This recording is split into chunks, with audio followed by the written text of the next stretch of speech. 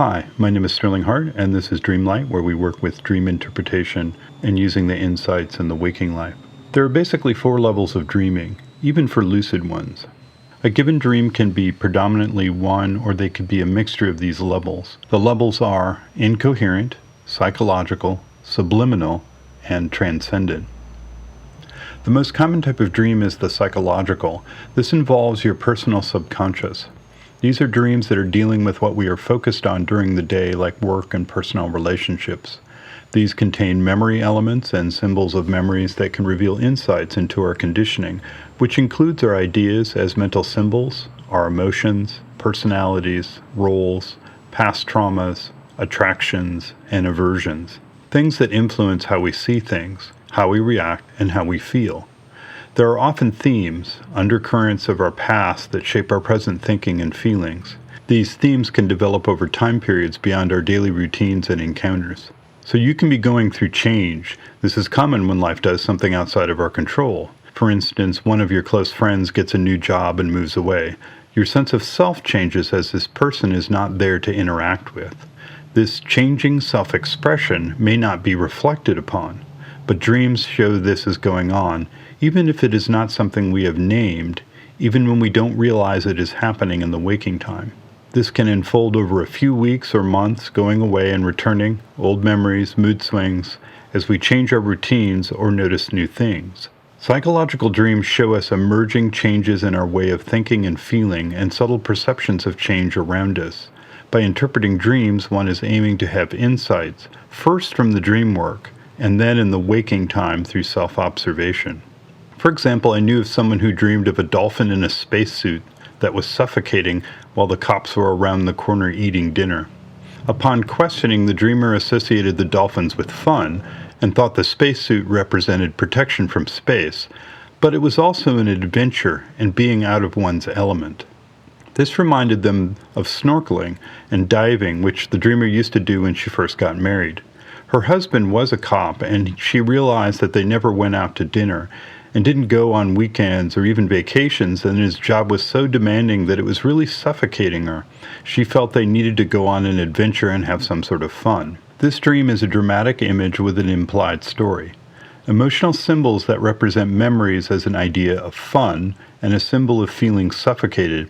Here there is a situation with emotional symbols related to a growing feeling, one that the dreamer had not put a name to before the dream. It was happening below the level of self-awareness and evaluation. Now the idea is, as we work with dreams and gain insights, that we will start to see these in the waking time in ourselves and others. We gain self-knowledge. Below this level is the incoherent type of dream that is a mixture of random symbols or images, often vague in appearance and difficult to remember. These dreams have little narrative structure. If you are focused on remembering and working with dreams, these types of dreams usually fall by the wayside, and then will tend to occur only when you are excessively tired, scrambled, or ill. Though they can be at work within psychological dreams as inscrutable elements. Sometimes these are confused by people who have dreams that they think of as being crazy, but if worked with can be seen to have substance. It's helpful to remember that dreams respond as you focus on them. After all, it's your mind. If you study film editing, for instance, your dreams, your memories of them, can start to have edits and camera angles.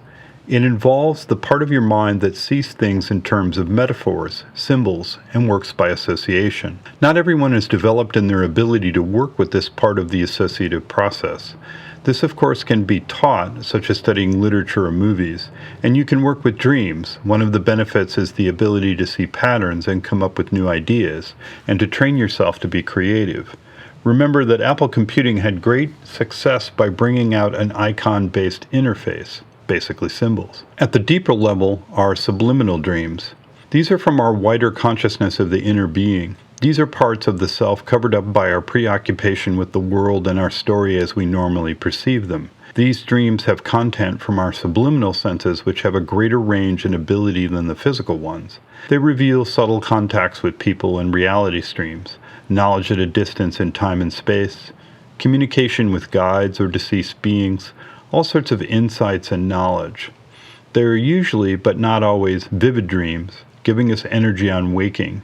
We will tend to feel light, energized, or elated, but they can also appear as elements or sections of more ordinary dreams.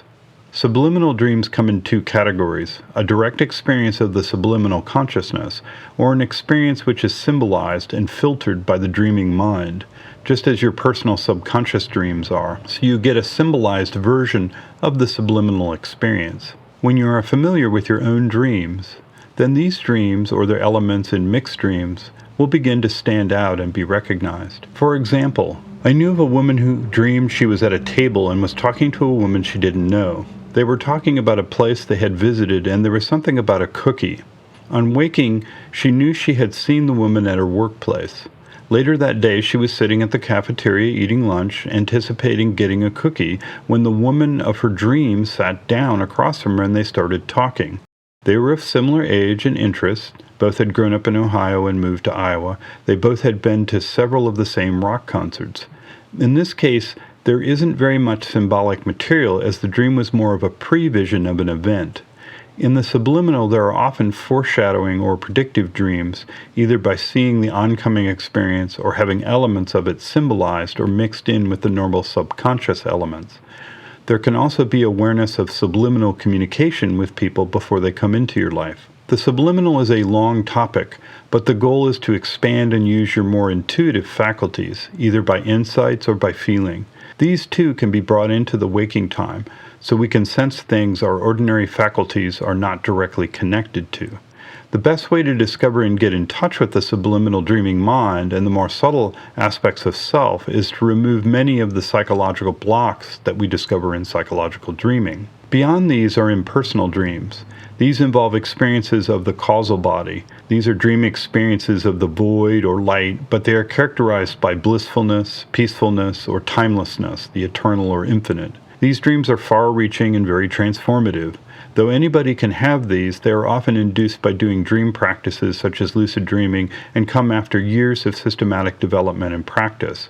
A dream can be mixed together so that you see psychological elements of the self, but there is also a foreshadowing of something that happens during the day. You can also have dreams that start out as incoherent, some sort of vague place, and then there are more vivid, useful elements. Over time, you can begin to distinguish these. With practice, you will find that the initial work of interpretation becomes less work as things become more apparent and you simply have insight into the dream or know whether you need to focus on it or not.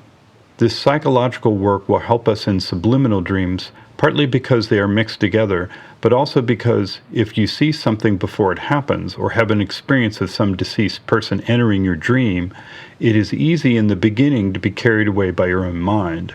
For example, a young person dreams of someone they are interested in, a crush. They then interpret the dream as wish fulfillment, that they are destined to be together, only to find out this isn't the case.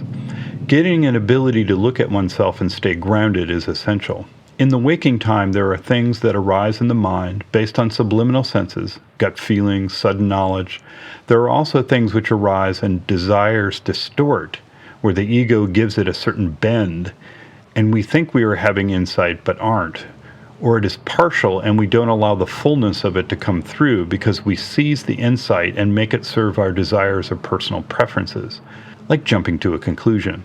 So work with dreams helps us to recognize and stay out of our own way. We can use it to become more receptive and clear-minded. Often people overestimate their ability to cause dreams about a certain situation. There are times when you can incubate a dream. It is common to be able to ask for a dream concerning something and receive a dream that gives insight. But when desire is in the mix, then you will tend to get dreams dealing with the desire rather than the object of desire. Working through a key issue, though, can bring about some subliminal access as it clears the way and a window opens that allows the new becoming, the new growth to come through. The self becomes more visible. For example, my friend had often gotten insight from dreams. He was working for a furniture builder and not getting paid much, and so had been looking for another job, but not found anything. He admitted that he didn't really know what he wanted to do, so he asked for a dream dealing with what to do about work. He dreamed about being in a small town square.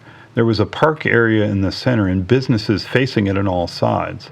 The sidewalks were busy with people walking around or in small groups talking. There were people active in the park or on benches.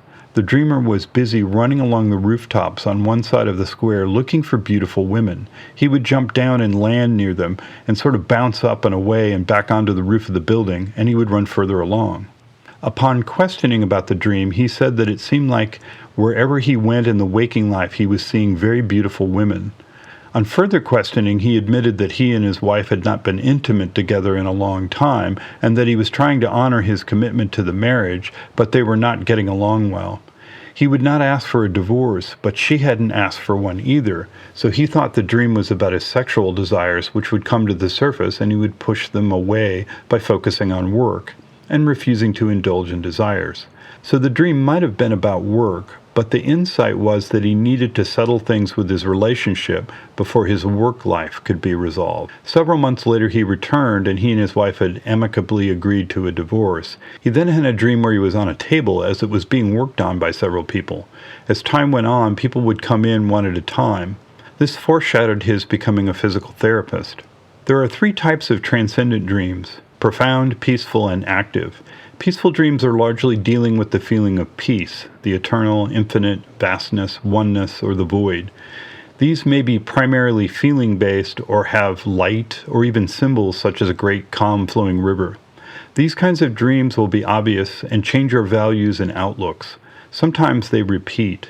The active dream is the same, except it is happy or even blissful and comes with knowledge of the nature of the self.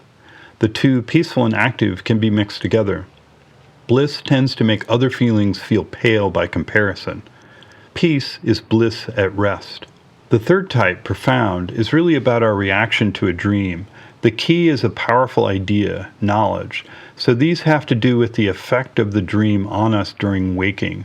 Profound dreams may not be peaceful or blissful, but some quality of them is far-reaching. A subliminal dream could carry a profound element. For instance, if you clearly have a dream with foreknowledge and you are a materialist, this can change your view of the world and how you look at reality and possibility. If you have a hyper-vivid dream, say of descending in an elevator to meet a man in a red suit, you may find that the dream seemed more real than waking reality, which is really the definition of a hyper-vivid dream. This gives you the insight that the mind can create a reality independent of the senses and profoundly affect your beliefs. You may view people with severe mental illnesses very differently, or suddenly may be very open to people's experiences that go far beyond the norm, such as with near-death experiences. Another common one is when people travel out of body in a dream and realize that they are more than they appear. Usually with transcendent dreams, they mark a journey of your practice to know the self and become more of who you are. But it isn't about skipping over the psychological types of dreams, at least till that type of insight can come into the waking time. So these are the 4 types. If you like this video, please hit the thumbs up. If you want more content, please subscribe or support the channel through Patreon with the link below.